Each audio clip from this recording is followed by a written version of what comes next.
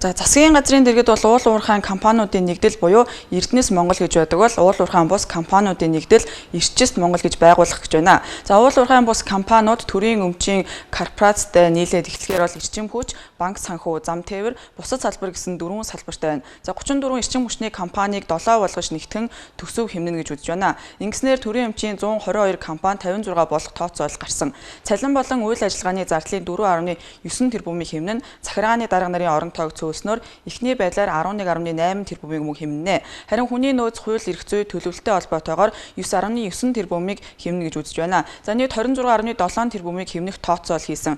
Төрийн өмчит компаниудын удирдлага менежментээр хангах үүргийг бол Эрчист Монгол төрийн өмчит хязгаардмагдал хариуцлагатай компани байгуулсан. Төрийн өмчит компаниудын захиргааны зардлын 50% хүртэлх бууруулж нэгдсэн стандарт нэвтрүүлж хяналт үнэлгээний нэгдмэл тогтолцоо бий болох боломжтой гэж үзсэн байгаамаа. Тэгвэл тус компани харьяан төрийн өмчөд ямар газар багтсныг бол одоо дүрдээ дулааны цахилгаан 2 дугаар цахилгаан станц болон 3, 4 дугаар цахилгаан станцууд бол багтж байгаа. За мөн Амлан дулааны цахилгаан станц, Эрдэнэтийн дулааны цахилгаан станц, Дархан дулааны цахилгаан станц, Далан задагдын дулааны цахилгаан станц, Таван толгойн дулааны цахилгаан станц болон Улаанбаатар дулааны сүлжээ, Дархны дулааны сүлжээ зэрэг нийт 13 дулааны сүлжээ компани орж байгаа. Тэгвэл Алтай улаастай эрчим хүчний систем, баруун бүсийн эрчим хүчний систем зэрэг 7 цахилгаан түгээх сүлжээ орж байгаа. За эрчим хүчний үндэсний төв, диспетчерийн үндэсний төв, Эгийн голын усан цахилгаан станц, Мят болон Монголын төмөр зам, Улаанбаатар төмөр зам, үнэт цаасны төвлөрсөн хадгаламжийн төв, үндэсний давхар даатгал, Монголын үнэт цаасны клирингийн төв,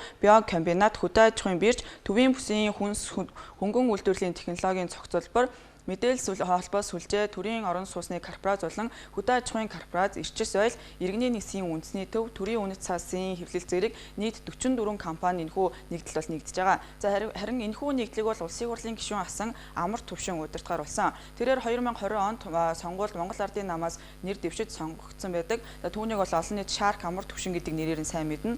Авилгатай тэмцэх газрын хамгийн сүүлд буюу 2023 оны хөрөнгө оруулгын мэдүүлэг өгсөн. Түүний жилийн нийт орлого нь 141 сая төгрөг бол гэр бүлийн нийт гишүүдийн орлого 379 сая төгрөг гэж мэдүүлсэн.